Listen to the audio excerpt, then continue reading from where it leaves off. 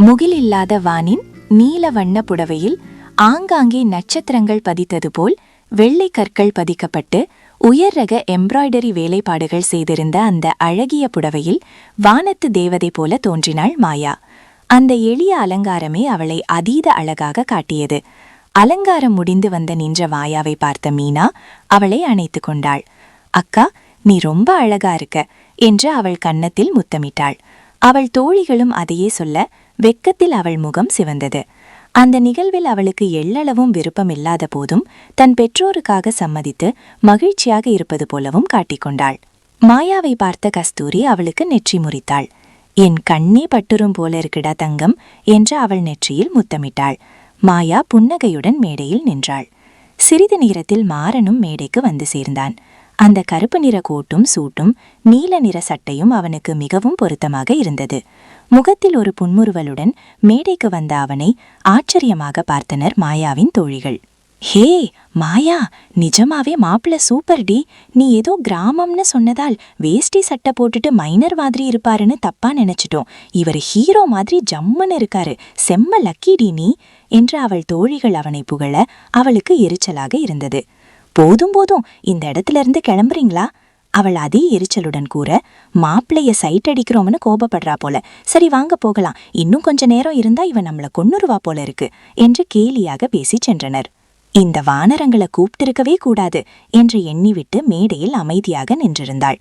மாறன் அவள் அருகில் கம்பீரமாக நின்றபோது அவளுக்குள் ஏதோ ஒருவித இனம் புரியாத உணர்வு தோன்றியதை உணர்ந்தாள். ஆனால் அதை பொருட்படுத்தாமல் அவனுக்கும் அவளுக்கும் எந்த ஒரு சம்மதமும் இல்லை என்பது போல் நின்றிருந்தாள். வரவேற்பு நிகழ்ச்சிக்கு வந்த அனைவரும் அவர்கள் ஜோடி பொருத்தத்தை புகழ்ந்தனர். அதை கேட்டு கஸ்தூரியின் மனம் மகிழ்ச்சியில் குதித்தது. இருவரும் ஜோடியாக பார்ப்பதற்கு மிகவும் அழகாக தெரிந்தனர். பொண்ணுக்கு ஏத்த பையனை தான் முடிவு பண்ணிருக்கீங்க, 2 பேரும் ஒருவருக்காக ஒருவர் பிறந்ததை போல இருக்காங்க என்று கஸ்தூரியின் உறவினர் ஒருவர் கூற கஸ்தூரி பூரித்து போனார். சிறிது நேரம் கழித்து புகைப்படம் எடுக்க போட்டோகிராஃபர் பணித்தபோது மாறன் மறுக்க நினைத்தான். கஸ்தூரியும் அவனிடம் கேட்டுக்கொண்டதால் வேறு வழியின்றி சம்மதித்தான். சார், மேடம் தோளில் கை போடுங்க என்று அவன் கூற மாறன் அவனை முறைத்தான். அப்படியெல்லாம் எதுவும் வேண்டாம், இப்படியே 2-3 ஸ்டில்ஸ் எடு, அதுவே போதும் என்றான் கடுப்பாக. அவனும் வேறெதுவும் பேச இயலாமல் சரி என்று தலையசைத்தான். மாயாவும் சிறிதும் விருப்பமின்றி அங்கு நின்றிருந்தாள். அவன் புகைப்படங்கள் எடுத்து முடித்ததும் இருவரையும் சாப்பிட அழைத்தனர். மாயா முன்னே செல்ல மாறன் அவளை பின்தொடர்ந்து சென்றான். மேடையில் போடப்பட்டிருந்த கம்பளி சுருண்டு கிடந்ததை கவனிக்காமல் அதன் மேல் கால் வைத்தவள் இடறி விழப்போனாள். ஆனால் அவள் கீழே விழும் முன் ஓர் வலிய கரம் அவளை பாதுகாப்பாக அணைத்திருந்தது. கீழே விழுந்து விடுவோம் என்ற பதற்றத்தில் அவள் இதய துடிப்பு அதிகரித்ததோடு அவள் கண்களையும் இறுக மூடியிருந்தாள். தனக்கு எதுவும் நேரவில்லை என்று உணர்ந்த பின் மெல்ல விழிகளை திறந்தாள். அப்பொழுது அவளை தன் கரங்களில் தாங்கி பிடித்திருந்தான் மாறன். அவன் மேடைக்கு வந்ததிலிருந்து அவன் முகத்தை ஏறிட்டு பார்க்காதவள் அருகாமையில் அவன் முகத்தை கண்டபொழுது பேச்சற்று நின்றாள். கூர்மையான அவன் விழிகள் அவளுள் என்னவோ செய்தது. அவள் எதுவும் பேசாமல் மெதுவாக அவன் பிடியிலிருந்து தன்னை விடுவிட்டு கொண்டு நடந்தாள். ஃபேண்டாஸ்டிக், இப்படி ஒரு ஷாட் தான் வேணும்னு நினைச்சேன், அப்படியே போஸ் கொடுத்துட்டாங்க என்று மனதில் எண்ணிக்கொண்டு அந்த ஒரு சிறிய அழகிய தருணத்தை தன் கேமராவில் படம் பிடித்தான் அந்த போட்டோகிராஃபர். மாயாவும் மாறனும் ஒன்றாக அமர்ந்து உணவு உட்கொண்டனர். கஸ்தூரியும் ராஜாராமும் அவர்களுக்கு பாசமாக பரிமாறி மகிழ்ந்தனர். மீனாவும் வந்து மாயாவிற்கு ஊட்டிவிட அவர்களை பார்ப்பதற்கு மிகவும் அழகாக இருந்தது. அன்றைய நாள் மிகவும் நிறைவாக அமைய அனைவரும் மனதார மணமக்களை வாழ்த்தி சென்றனர். அன்றிரவு மாயா அறைக்குள் வர மாறன் காத்திருந்தான். மாயா உள்ளே நுழைந்து படுக்கையில் அவளினிடத்தில் எதுவும் பேசாமல் படுத்துக்கொண்டாள். மாயா, உன்கிட்ட கொஞ்சம் பேசணும் என்று அவன் குரல் கேட்க அவளும் எழுந்து அமர்ந்தாள். இன்னைக்கு நடந்த ரிசப்ஷன் உன்னோட விருப்பத்தோட நடக்கலைன்னு எனக்கு தெரியும், அது எனக்கு புரிஞ்சுது. அவன் முடிக்கும் முன்பே, ஆமா, விருப்பமில்லாம தான் நடந்துச்சு, அதுக்கு என்ன இப்போ? இது மட்டும் இல்ல, அன்னிக்கு உங்க கூட நடந்த திருமணமும் எனக்கு விருப்பமில்லாம தான் நடந்துச்சு. அது உங்களுக்கு தெரியல, இப்போ நடந்ததுக்கு ஃபீல் பண்றீங்க, அப்படிதானே? அவள் பொருந்தாள். அப்படி இல்ல மாயா, நான் சொல்ல வருவது வேற. போதும், நீங்க எதுவும் சொல்ல வேண்டாம். ஆமா, இன்னைக்கு நடந்த எதுவும் எனக்கு பிடிக்கல. உங்க கூட சேர்ந்து நடக்கிற எந்த நிகழ்ச்சியும் எனக்கு எப்பவும் பிடிக்காது. நீங்க உங்க அம்மாக்காக ஒரு பொண்ணு வாழ்க்கையை கெடுக்கும் முன்னாடி எதுவும் யோசிக்கல. அதே மாதிரிதான் என்னோட அம்மா சந்தோஷத்துக்காக நானும் இந்த ஃபங்க்ஷனுக்கு சம்மதிச்சேன். போதுமா? இதுக்கு மேல பேச எதுவும் இல்ல. எனக்கு தூக்கம் வருது, என்னை டிஸ்டர்ப் பண்ணாதீங்க என்று கூறிவிட்டு வேலுபுறம் திரும்பி படுத்துக்கொண்டாள். மாயா, எனக்கு உன்னுடைய நிலை புரியுது. ஆனா இந்த நிலை நிலையானதில்ல, கண்டிப்பா மாறும். உனக்கு பிடிச்ச வாழ்க்கை உனக்கு கிடைக்கும், அதுக்கு நான் பொறுப்பு. உன்னோட கனவு ஆசை எல்லாம் என்னோட பொறுப்பு என்று அவன் மனதில் எண்ணிக்கொண்டு தரையில் படுத்து உறங்கினான். அவன் மறுநாள் ஊருக்கு கிளம்புவதை கூறவே அவன் அவளை அழைத்தான். ஆனால் அவளோ அவன் மனதை மீண்டும் ஒருமுறை காயப்படுத்தினாள். அவன் அவள் வார்த்தைகளை கடுமையாக எடுத்துக்கொள்ளாமல் ஒரு சிறு குழந்தையின் கோபமாகவே எடுத்துக்கொண்டான். அவள் மீது கோபமும் வரவில்லை அவனுக்கு. நள்ளிரவு 12 மணி இருக்கும். யாரோ கதவை தட்டும் சத்தம் கேட்டு மாறன் கதவை திறந்தான். ஹாப்பி நியூ இயர் மாமா என்று கூறி மீனா அவன் முன்னிருக்க அவன் சிரித்துக்கொண்டு புத்தாண்டு வாழ்த்துக்கள் குட்டிமா என்றான் செல்லமாக. அக்கா என்ன தூங்குறாளா என்று கேட்டுக்கொண்டு மெதுவாக உள்ளே நுழைந்தாள். அசதியில் படுத்ததும் உறங்கிவிட்டாள் மாயா. ஹாப்பி நியூ இயர் மாயா என்று அவள் காதில் கத்த மாயா திடுக்கென கண்கள் விழித்தாள். நான் பயந்துட்டேன் என்றாள் போய் கோபத்துடன். அக்கா நீ எப்படி தூங்குன? நாம எப்பவும் இந்த நாள் தூங்காம தானே இருப்போம் அவள் குறைபட. எனக்கு ரொம்ப களைப்பா இருந்துச்சு, அதான் தூங்கிட்டேன். சரி வா, நம்ம கேக் கட் பண்ணலாம். அம்மா அப்பா எல்லாரும் முழிச்சிட்டாங்களா என்று மகிழ்ச்சியாக கூறிக்கொண்டு அவளுடன் நடந்து சென்றாள். கீழே அவள் தந்தையும் தாயும் அவர்களுக்காக காத்திருந்தனர். இவர்கள் கீழே சென்றவுடன் ஒருவருக்கொருவர் புத்தாண்டு வாழ்த்து சொல்லிவிட்டு கேக் வெட்டி அதை கொண்டாடினார்கள். மாறனுக்கு அவை அனைத்தும் புதிதாக தோன்றியது. அவர்கள் ஆங்கில புத்தாண்டை எப்பொழுதும் கொண்டாடியதில்லை. தமிழ் புத்தாண்டு அன்று அவன் ஊரை திருவிழா போல் காட்சியளிக்கும். அவன் புன்னகையுடன் அவர்களுடன் இணைந்து புத்தாண்டை கொண்டாடினான். மறுநாள், அத்த மாமா என்ன ஆசிர்வாதம் பண்ணுங்க என்று கூறி அவர்கள் பாதங்களில் விழுந்து வணங்கினான். அவர்களும் மனதார அவனை வாழ்த்தினர். சரி மாமா, நான் கிளம்புறேன், அப்பப்போ நானும் இங்க வந்து பாத்துக்கிறேன் என்று கூறி விடை பெற்றான். அம்மாவை கெட்டதா சொல்லுப்பா, பத்திரமா போயிட்டு வா என்று கூறி அவர்களும் வழி அனுப்பி வைத்தனர். இந்த மாயா இன்னும் கொஞ்ச நேரம் இருந்து மாப்பிளைய வழி அனுப்பி வச்சுட்டு போயிருக்கலாம். அதுக்குள்ள கிளம்பிட்டா. கஸ்தூரி வருத்தப்பட, இங்க பாரு கஸ்தூரி, அவங்க ஒருத்தர் புரிஞ்சுக்க கொஞ்சம் அவகாசம் தேவை. நம்ம நினைக்கிற மாதிரி உடனே எதுவும் நடக்காது. நடக்க வேண்டிய நேரத்துல எல்லாம் நல்லபடியா நடக்கும். இப்போ எதை பத்தியும் யோசிச்சு நீ மனசு குழப்பிக்காதே என்று கூறி அவரை தேற்றினார். அவர் சொல்வது சரிதான் என்று கஸ்தூரியும் உணர்ந்து கொண்டார். வானெங்கும் சூழ்ந்திருந்த இருளை விரட்டி தன் தங்க நிற சுடரொளியை உலகெங்கும் பரப்பிக் கொண்டிருந்த வேளையில் வானம் பார்ப்பதற்கு மிகவும் அழகாக தெரிந்தது. எப்பொழுதும் அதை ரசித்து பார்க்கும் மாறன் அன்று எதையும் ரசிக்கும் மனநிலையில் இருக்கவில்லை. அவன் வெறுமனே வானை வெறித்தபடி நின்றிருந்தான். மாயாவின் வார்த்தைகள் அவன் மனதில் ஓடிக்கொண்டிருந்தன. அவள் கூறிய அனைத்தும் 100% சரி என்றே அவனுக்கும் தோன்றியது. உன் தாயை காப்பாற்ற ஒரு பெண்ணின் வாழ்வை அழித்து விட்டாயே என்று அவன் மனம் மீண்டும் மீண்டும் உரைத்தது. மாறா என்று புன்னகையுடன் கையில் தேநீருடன் வந்த தாயை பார்த்ததும் அவன் முகத்திலும் சிறுமுறுவல் தோன்றியது. நீங்க ஏம்மா மாடி ஏறி வரீங்க? நானே இன்னும் கொஞ்ச நேரத்துல கீழே வந்திருப்பேனே என்றான் சிறு வருத்தத்தோடு. அதெல்லாம் ஒன்றும் இல்லப்பா, நீ இதை குடிச்சிட்டு வா, சாப்பிடலாம் என்றார் பாசமாக. சரிம்மா வரேன் என்று அவன் பதிலளிக்க அவர் கீழே சென்றார். மாறன் ஊருக்கு வந்து அன்றுடன் 1 வாரம் இருக்கும். வந்த நாள் முதல் மகன் முகம் வாடியிருப்பதை வள்ளி உணர்ந்தார். தன் மகனின் அந்த நிலைக்கு தான் காரணம் என்ற குற்ற உணர்வு அவர் மனதில் ஆறாமல் பதிந்திருந்தது. மாயாவை படிக்க அவள் வீட்டுக்கு அனுப்புவதற்கு முந்தைய நாள் மாறன் வள்ளிக்கு மாயாவின் நிலையை விளக்கி கூறினான். அதை கேட்டு அவள் மனம் கலங்கியது. அன்று அவள் இருந்த சூழலில் அவள் மகனின் திருமணத்தை பற்றி மட்டும் எண்ணி தன் அண்ணன் மகளின் வாழ்க்கையை அழித்து விட்டோமோ என்று தோன்றும். அதை நினைத்து வருத்தப்படுவார். இதில் எந்த வருத்தமும் இல்லாதவர் ராஜாராம் மட்டுமே. தன் மகளுக்கு தான் தேர்ந்தெடுத்த வாழ்க்கை சிறந்ததாக அமையும் என்று ஆணித்தரமாக நம்பினார். ஒரு நாள் அனைத்தும் மாறும். தன் மாப்பிள்ளையின் நற்குணம் ஒரு நாள் தன் மகளுக்கு புரியும் என்று நம்பினார். டே மாப்பிள்ள, ஏண்டா வயல் பக்கம் வரல? 2-3 நாளா? உடம்பு சரியில்லைனாலும் நீ வயலுக்கு வராம இருக்க மாட்ட. இப்போ என்னாச்சு உனக்கு? வருத்தத்துடன் வினவினான் சங்கர். இல்லடா, எனக்கு மனசு சரியில்லை. என்னால வயலுக்கு வந்தாலும் வேலை செய்ய முடியாது, அதான் வரல என்றான். உன்னை இப்படி பார்க்க எனக்கு ரொம்ப கஷ்டமா இருக்குடா. யாருக்கு எந்த பிரச்சனை வந்தாலும் நீ தான் தீர்வு சொல்லுவ. இப்போ நீ இப்படி இடிஞ்சு போயிருக்கிறத என்னால பார்க்க முடியலடா. இன்னும் மீனாட்சியை மறக்க முடியாம நினைச்சிட்டு இருக்கியா? அவன் தயக்கத்துடன் கேட்க, எப்போ நான் மாயா கழுத்துல தாலி கட்டினேனோ அப்போவே என் மனசுல இருந்த எல்லா எண்ணங்களையும் தூக்கி எறிஞ்சிட்டேன்டா. எனக்கு ஒரு பொண்ணு பிடிச்சிருந்துச்சு. எப்போ அந்த பொண்ணுக்கு அப்படி ஒரு எண்ணம் இல்லைன்னு தெரிஞ்சிச்சோ அப்போவே அந்த எண்ணத்தை என் மனசுல இருந்து அழிச்சிட்டேன் என்று மாறன் உறுதியாக கூற சங்கருக்கு நிம்மதியாக இருந்தது. எங்கே மீனாட்சியை எண்ணி வருத்துகிறானோ என்று எண்ணி வருந்தி கொண்டு இருந்தான். ஆனா அந்த பொண்ணு அதை முன்கூட்டியே சொல்லியிருக்கலாம்டா. அப்படி சொல்லியிருந்தா இன்னொரு பொண்ணு வாழ்க்கை இப்படி கேள்விக்குறியாயிருக்காது வருத்தமாக கூறினான். ஒருவேளை இதை சொல்லதான் உன்னை கோவிலுக்கு வர சொல்லுச்சோ? சங்கர் குழப்பமாக கேட்க. ஆமாண்டா, அப்போ நாம சரியான நேரத்துக்கு போயிருந்தா இது இவ்ளோ தூரம் வந்திருக்காது. ஆனா ஏன் அந்த பொண்ணு இன்னொரு தடவை என்கிட்ட அதை சொல்ல நினைக்கல? அவன் வினவ. எனக்கும் அதுதான் தெரியலடா. இதை மறைக்கிற அளவுக்கு சின்ன விஷயம் இல்லையே. அதை சொல்லணும்னு நினைச்சிருந்தா கண்டிப்பா சொல்லியிருக்கலாம் என்று அவனும் மாறன் எண்ணியதையே கூறினான். வேற என்ன நினைச்சடா நீ இவ்ளோ சோகமா இருக்க? நான் நீ இன்னும் மீனாட்சியை நினைச்சிட்டு இருக்கன்னு நினைச்சேன். ஆனா நீ இப்போ பேசினதை வச்சு அது இல்லைன்னு தெளிவா புரிஞ்சிருச்சு. வேற என்னடா உனக்கு பிரச்சனை என்று சங்கர் குழப்பமாக வினவினான். என்னடா உனக்கும் புரியலையா?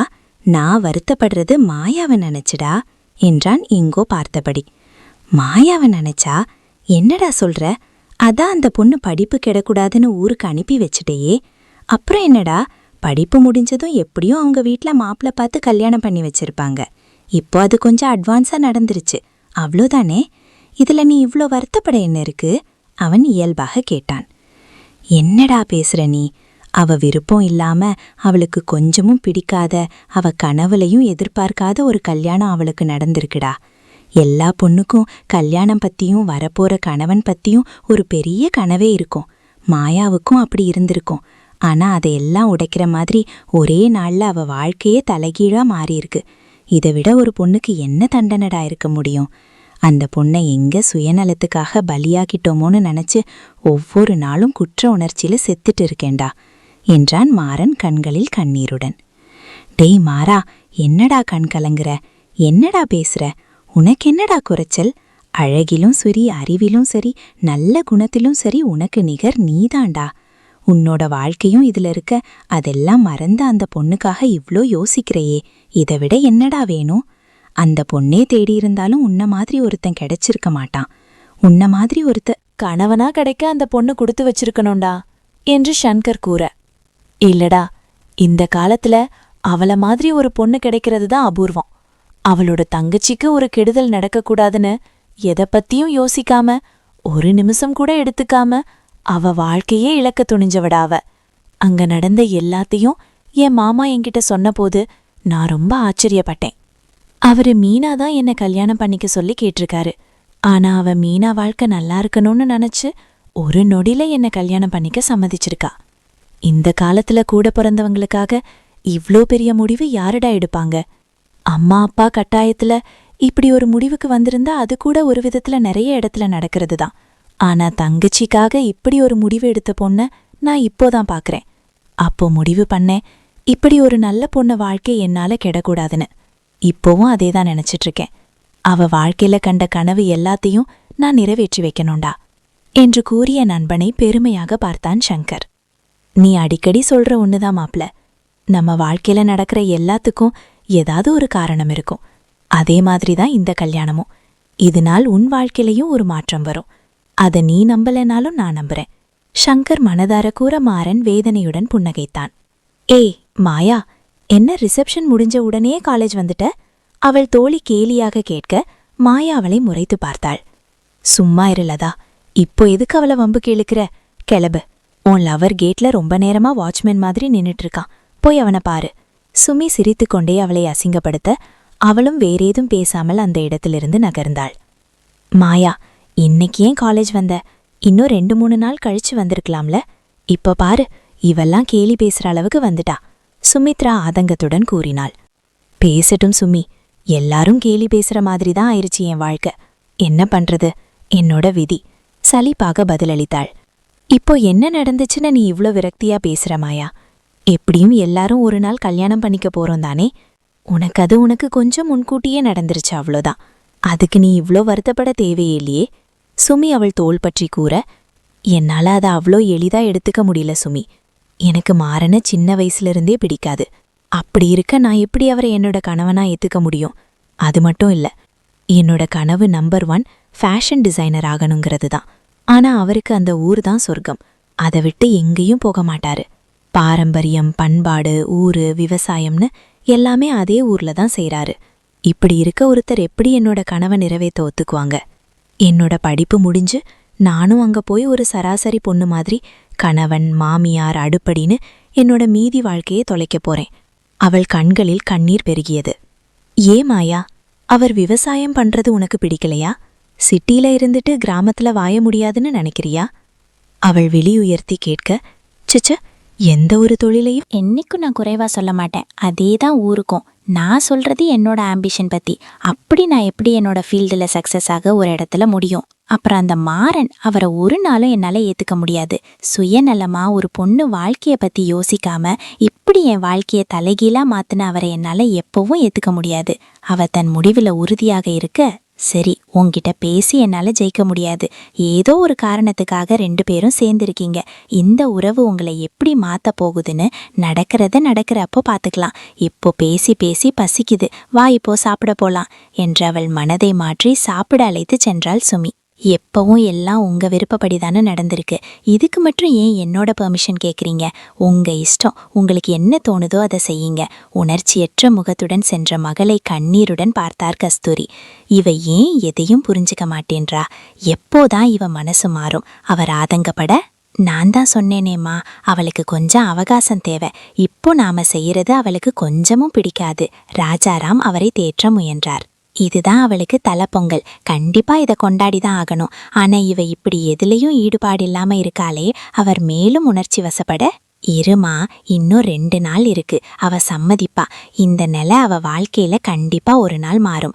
ராஜாராம் ஆறுதலாக கூறிவிட்டு சென்றார். பொங்கலுக்கு ஊருக்கு வர சொல்லி வள்ளி காலையில அழைத்திருந்தார். அதை மாயாவிடம் கூறியதிலிருந்து அவள் இவ்வாறு எதிலும் ஈடுபாடில்லாமல் பதிலளித்து வந்தாள். அவளை அவ்வாறு காண கஸ்தூரிக்கு கவலையாக இருந்தது.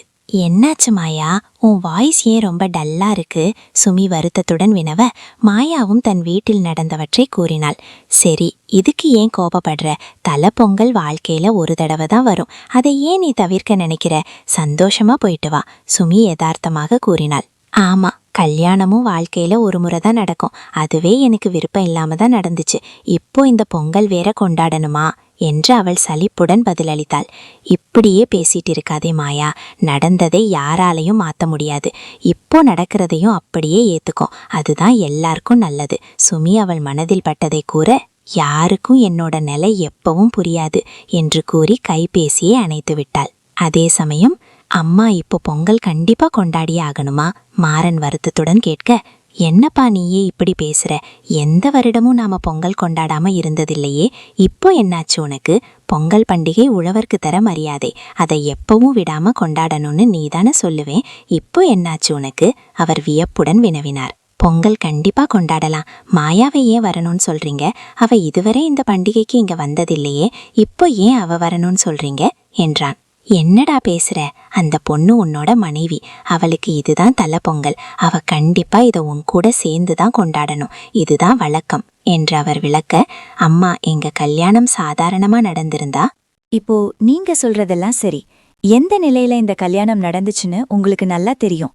அப்பவும் ஏன் அவளை மேலும் கஷ்டப்படுத்துறீங்க என்றான் அவன் சோர்வாக. எப்படி நடந்தாலும் நடந்ததை யாரும் மாத்த முடியாது மாறா.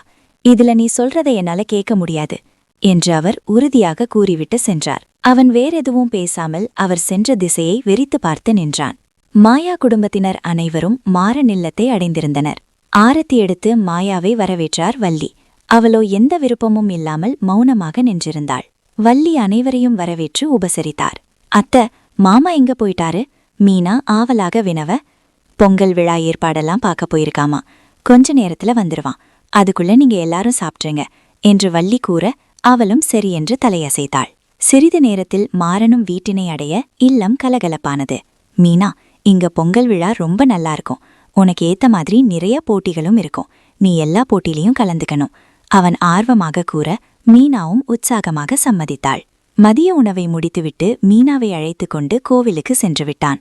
கஸ்தூரி புன்னகைத்தாலும் மாப்பிள்ளை மாயாவை பற்றி எதுவும் கேட்கவில்லையே என்று மனம் மருந்தினார். மாயா நல்லா இருக்காளா மீனா? காலேஜ் எல்லாம் நல்லா போயிட்டுருக்குதானே? அவன் வினவ, அதெல்லாம் நல்லா இருக்கா மாமா, எந்த பிரச்சனையும் இல்ல. மீனாவின் பதிலில் நிம்மதியானான். வினிதா வந்திருக்கா, ரமேஷ் அண்ணாவும் வந்திருக்காங்களா? மீனா அவள் உறவினர்களை பார்த்ததும் மேலும் உற்சாகமானாள். சரி, எல்லாரும் போட்டியில கலந்துக்கோங்க, எனக்கு வேற வேலை இருக்கு, நான் அதை பார்க்கறேன், எல்லாரும் நல்லா விளையாடுங்க என்று கூறிவிட்டு அங்கிருந்து சென்றான் மாறன். மீனா ஆர்வமாக அவர்களை நோக்கி சென்றாள். அனைவரும் மகிழ்ச்சியாக போட்டிகளில் கலந்து கொண்டனர். மீனாவும் வினிதாவும் ஒரு சில போட்டிகளில் வெற்றியும் பெற்றனர். அடுத்து பெண்களுக்கான ரங்கோலி போட்டி என்று அறிவிப்பு வர அவர்கள் மேலும் ஆர்வமாயினர். மீனா, இந்த போட்டியிலையும் நீதான் ஜெயிக்கணும். ரமேஷ் கூற, கண்டிப்பா அண்ணா, இதுலயும் நம்ம தான் ஜெயிப்போம். கட்டை விரலை உயர்த்தி கூறினாள். அவளுக்கு பிடித்த ஒரு அழகிய ரங்கோலியை வெகு விரைவில் போட்டு முடித்தாள். மற்றவர்கள் அவளை உற்சாகப்படுத்த மேலும் சுறுசுறுப்பாக செயல்பட்டாள். கொடுத்த நேரத்தில் மிக அழகான ரங்கோலியை போட்டு முடித்தாள். அவளது படைப்பு அனைத்திலும் தனித்துவமாக தெரிந்தது. கண்டிப்பா ஃபர்ஸ்ட் பிரைஸ் உனக்குதான். வினிதா ஆர்வமாக ரங்கோலியை ரசித்தாள். மீனாவும் குதூகலமாக மற்றவற்றை பார்வையிட்டாள். மீனா, யாரோ அவளை அழைக்க, எங்கேயோ கேட்ட குரல் என்று எண்ணியவாறு திரும்பி பார்த்தாள். பார்த்தவள் உறைந்து போனதை போல் நின்றுவிட்டாள். இவன் இங்க என்ன பண்றா? அவள் மனம் படபடத்தது. என்ன அப்படியே நின்னுட்ட? என்ன மறந்துட்டையா? அவன் புரியாமல் கேட்க, உன்னை எப்படி மறப்ப என்று அவள் மனம் எண்ணியது. மீனா, யார் இவரு? ரமேஷ் வந்து நிற்க அவள் மேலும் பதட்டமானாள். என்னோட ஃப்ரெண்ட் அண்ணா, திடீர்னு பார்த்ததால ஷாக் ஆயிட்டேன். அவள் ஏதோ சமாளிக்க, சரிம்மா பேசிட்டு வா, நாங்க எல்லா கோலத்தையும் பார்த்துட்டு வரோம் என்று கூறி அவனை பார்த்து சிறிதாய் புன்னகைத்துவிட்டு கிளம்பினான் ரமேஷ். அவன் சென்றதும் தான் அவளுக்கு மூச்சே வந்தது போல் இருந்தது. ஞாபகம் இருக்கே, நான் கிளம்புறேன் என்று கூறி அந்த இடத்தை விட்டு செல்ல முற்பட்டாள். மீனா, ஒரு நிமிஷம் என்று அவன் தடுக்க, என்ன என்பது போல் அவனை பார்த்தாள். நான் என்ன செஞ்சேன்னு என்னை அவாய்ட் பண்ற? அவன் சாதாரணமாக கேட்டான். இங்க பாருங்க சிவா, நான் எதுக்கு உங்களை அவாய்ட் பண்ணணும்? உங்ககிட்ட பேச எனக்கு எதுவும் இல்ல, அதான் நான் இப்போ கிளம்புறேன் என்று கூறி அந்த இடத்தை விட்டு நகர்ந்தாள். ஆனாலும் மனதுள் அவன் எவ்வாறு இங்கு வந்தான் என்ற எண்ணம் ஓடிக்கொண்டே இருந்தது. சிவாவை தான் அவள் மனதார விரும்பினாள். அதை ஒருமுறை தவறுதலாக மாயாவிடமும் கூறிவிட்டாள். இந்த வயதில் இது அனைவருக்கும் வரும் ஒரு உணர்வு. இதை பெரிதாக்கி உன்னுடைய படிப்பில் கவனத்தை இழந்துவிடாதே. உன் படிப்பு முடிந்து திருமண வயதுக்கு வரும்பொழுதும் அவனை நீ நேசித்தால் நானே பெற்றவர்கள் சம்மதத்துடன் உனக்கு திருமணம் செய்து வைக்கிறேன் என்று மாயா கூறியதை வேத வாக்காக நினைத்து அவனிடம் பேசுவதை நிறுத்திவிட்டாள். பின் மாயாவின் திடீர் திருமணமும் அவளுள் பெரும் பாதிப்பை ஏற்படுத்தியது. தன் தமக்கை அவளுக்கு பிடிக்காத ஒரு வாழ்க்கையை தேர்ந்தெடுக்க தான் காரணம் என்ற குற்ற உணர்வு அவள் மனதில் ஆழமாக பதிந்திருந்தது. எனவே அவள் காதலையும் மனதிலிருந்து அகற்றி வைத்திருந்தாள். சிவா அன்று காலை நண்பனுடன் அவன் சொந்த ஊருக்கு வந்து சேர்ந்தான். உங்க ஊர் எனக்கு ரொம்ப பிடிச்சிருக்குடா என்று நண்பனிடம் ஆர்வமாக கூறினான். அவன் கோவில் விழாக்களை ஒருவித ஆச்சரியத்துடனும் ஆர்வமாகவும் ரசித்து கொண்டே இருந்தான். அப்பொழுதுதான் அவன் கண்கள் அவளை சந்தித்தன. மீனாவாயுது என்று அவன் விழிகள் விரிந்தன. மீனாவை அவன் தோழி அறிமுகம் செய்த பொழுதிலிருந்தே அவனுக்கு அவள் மீது ஒரு ஈர்ப்பு வந்தது. பெங்களூரில் ஒரு தனிமையான இல்லத்தில் தந்தை தாய் யாருடைய அரவணைப்பும் இல்லாமல் தனியாக வளர்ந்த அவனுக்கு கலகலப்பாக எப்பொழுதும் சிரித்து பேசிக்கொண்டு சுட்டித்தனமாக இருந்த மீனாவை மிகவும் பிடித்து போனது. சில சமயங்களில் அவளின் நடவடிக்கைகளை வைத்து அவளுக்கும் தன்னை பிடித்திருப்பதை அவன் உணர்ந்தான். அவள் கல்லூரி படிப்பை முடித்ததும் தன் காதலை அவளிடம் சொல்லிவிட வேண்டுமென்று எண்ணம் கொண்டிருந்தான். ஒவ்வொரு நாளும் அவளிடமிருந்து வரும் குறுஞ்செய்திக்காக காத்திருப்பான். அவன் ஒவ்வொரு விடியலும் அவளின் முகத்தை ரசித்தபடியே தொடங்கும். அதேபோல் இரவும் அவளிடமிருந்து வரும் இரவு வணக்கத்துடனே முடியும்.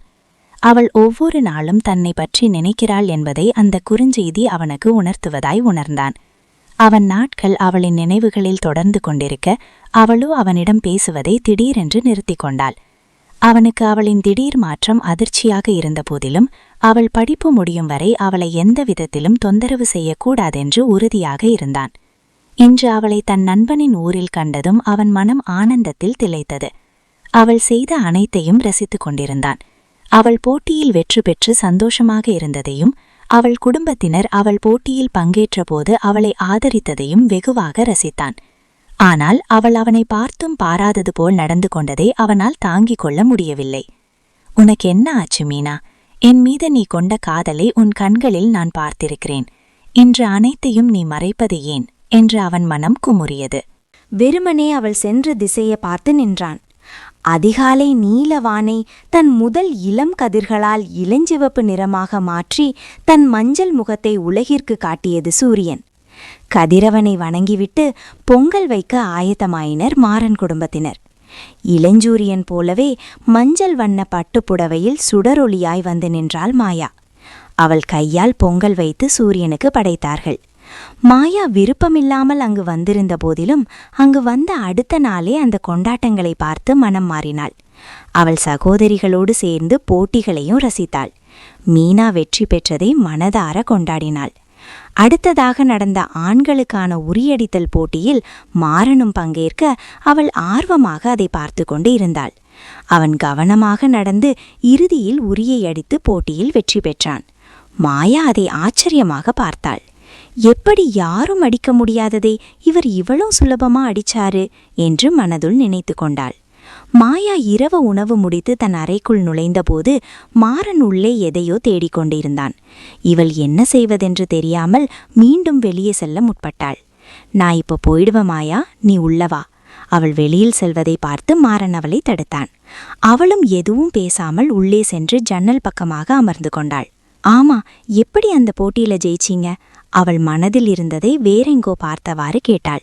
அவள் தன்னிடம் பேசியதை உணர்ந்து அவனுக்கு ஆச்சரியமாகவும் அதே சமயம் மகிழ்ச்சியாகவும் இருந்தது. எந்த போட்டி மாயா என்றான் இயல்பாக. கண் கட்டிட்டு பானை உடைச்சிங்களே, அதான் என்றாள் அவள் ஆர்வமாக. அதுக்கு பேர் உரியடி. அவன் சிறு புன்னகையுடன் கூற, ஓ என்றாள் அவள் விழிகள் விரிய. உங்க கண் கட்டி இருந்துச்சு, அப்புறம் எப்படி சரியா அடிச்சிங்க? கண் கட்டினவங்க சரியா கட்டலையோ என்றாள் அவள் கிண்டலாக. கண்ணெல்லாம் சரியாதான் கட்டினாங்க. அது ஒரு சின்ன அனுமானம், அப்புறம் ஒரு சின்ன கணக்கு, அவ்வளவுதான் என்று அவன் கூற அவளுக்கு எதுவும் விளங்கவில்லை. என்ன கணக்கு? அவள் மீண்டும் கேட்க, விளையாடின நேரம் மதியம். மதியம் சூரிய வெளிச்சத்தையும் அதோட அந்த உரி நிழலையும் வச்சுதான் ஒரு சின்ன யோகம். அது சரியா இருந்ததால் நான் ஜெயிச்சிட்டேன், அவ்வளவுதான்.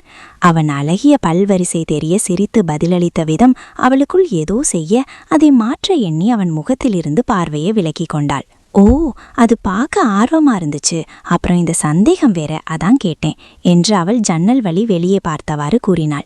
சரி மாயா, இன்னைக்கு நேரமாவே எழுந்ததுல நீ களைப்பா இருப்ப, நீ தூங்கு, நானும் கிளம்புறேன் என்று கூறி அவன் விடை பெற எண்ணுகையில், இந்த நேரத்துல எங்க போக போறீங்க என்று ஒரு வேகத்தில் கேட்டுவிட்டு தலையில் கொட்டி கொண்டாள். அவனுக்கும் அது ஆச்சரியமாகவே இருந்தது. கோவிலுக்கு போறேமா, பொங்கல் முடிகிற வரைக்கும் அங்க வேலை இருக்கும், நீ ஓய்விடு, நான் போயிட்டு வரேன் என்று ஒரு புன்னகையுடன் கூறி விடை பெற்றான். இப்போ ஏன் அப்படி கேட்டோம்? அவர் எங்க போனா நமக்கு என்ன என்று அவளை திட்டிக் கொண்டு அசதியில் உறங்கிவிட்டாள். மாயா தன்னிடம் இயல்பாக பேசியதை நினைத்து அவன் மனம் மகிழ்ச்சியில் நிறைந்தது. அதை எண்ணிக்கொண்டே அன்றிரவு நன்றாக உறங்கினான். மறுநாளும் அனைத்து போட்டிகளையும் கண்டு கழித்துவிட்டு வீடு திரும்பினார்கள் மாயாவும் அவள் சகோதரிகளும்.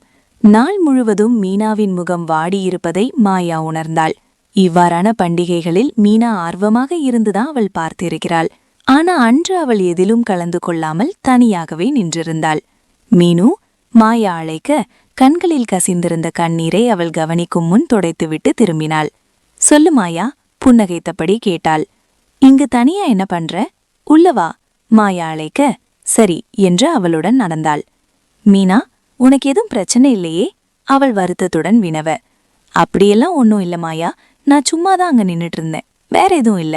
புன்னகைத்துவிட்டு அவள் அடுத்த கேள்வி கேட்பதற்குள் வீட்டுக்குள் சென்று விட்டாள். என்னாச்சு இவளுக்கு?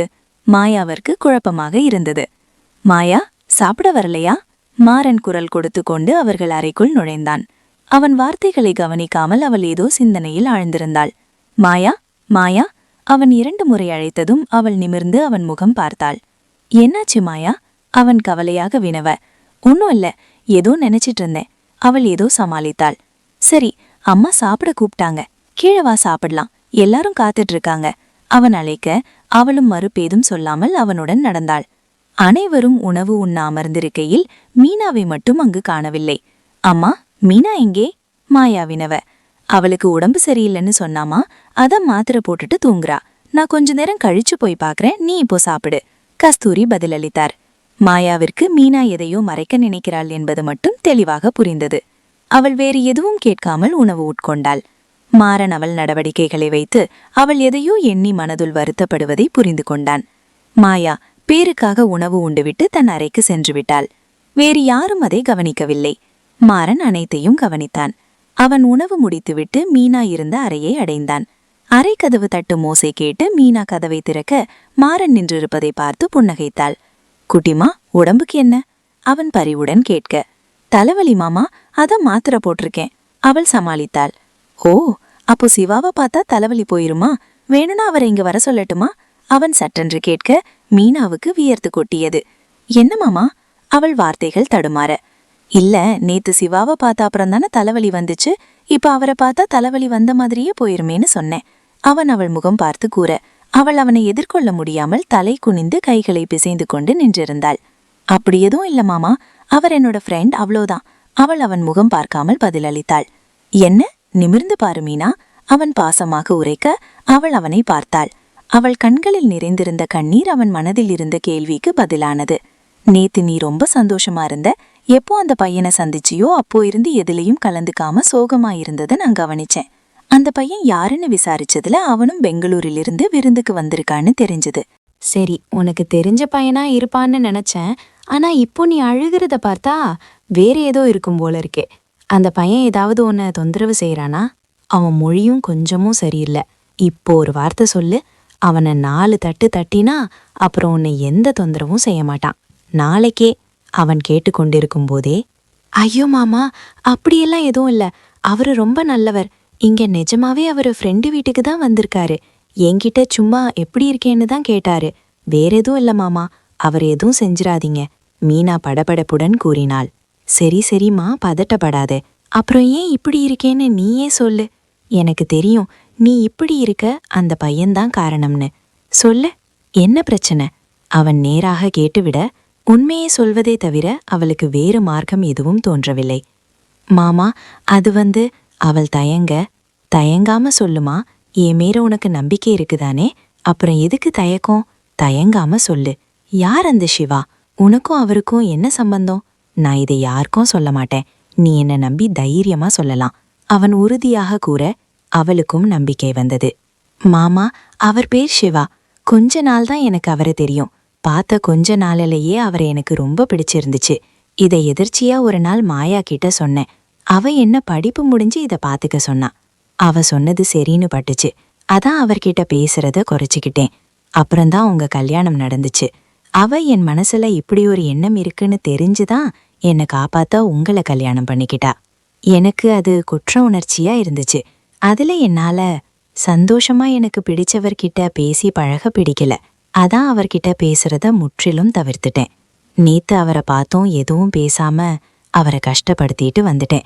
அதான் எனக்கு மனசு ரொம்ப கஷ்டமா இருந்துச்சு மாமா. அவள் கண்ணீருடன் நடந்தவற்றை விளக்க மாறன் அவள் கூடியதை பொறுமையாக கேட்டுக்கொண்டிருந்தான். பாரு மீனா, நீ எங்களுக்கு எப்பவும் குழந்தைதான். மாயா சொன்னதுல எந்த தப்பும் இல்ல. நீ செஞ்சதும் உன்னோட சூழ்நிலையால தான். அந்த பையனை பத்தி நான் விசாரிக்கிறேன். அவனுக்கும் உன்மேல விருப்பம் இருந்தா கண்டிப்பா நானே உங்களை சேர்த்து வைக்கிறேன். நீ மாமாவை 100% நம்பலாம். இப்போ இதை எதையும் போட்டு மனசை குழப்பிக்காம போய் நிம்மதியா தூங்கு. மத்த எல்லாத்தையும் நான் பாத்துக்கிறேன். அவன் ஆறுதலாக கூற, தேங்க்யூ மாமா. உங்ககிட்ட எல்லாம் சொன்ன அப்புறம் எனக்கு மனசு லேசா இருக்கு. இப்போதான் நிம்மதியா இருக்கு மாமா. அவள் மனதார கூறிவிட்டு அவள் அறைக்குள் நுழைந்தாள். மாறனும் அடுத்து என்ன செய்ய வேண்டும் என்று எண்ணிக்கொண்டு அவன் அறைக்கு சென்றான். உள்ளே சென்றவன் மாயா கொண்டிருப்பதை பார்த்து அவள் அருகில் சென்றான். அவள் ஜன்னல் உட்கார்ந்த நிலையில் உறங்கிக் கொண்டிருந்தாள். அருகில் இருந்த நாற்காலியில் அமர்ந்து ஜன்னலில் சாய்ந்து உறங்கிக் கொண்டிருந்தாள். மாயா, மாயா, அவன் அவளை எழுப்ப முற்பட்டான். ஆனால் அவளோ ஆழ்ந்த தூக்கத்தில் இருந்தாள். இப்படியே இரவு முழுவதும் தூங்கினா கழுத்து பிடிச்சுக்குமே, இப்போ என்ன செய்யறது என்று எண்ணியவாறு அவள் முகம் பார்த்து நின்றிருந்தான்.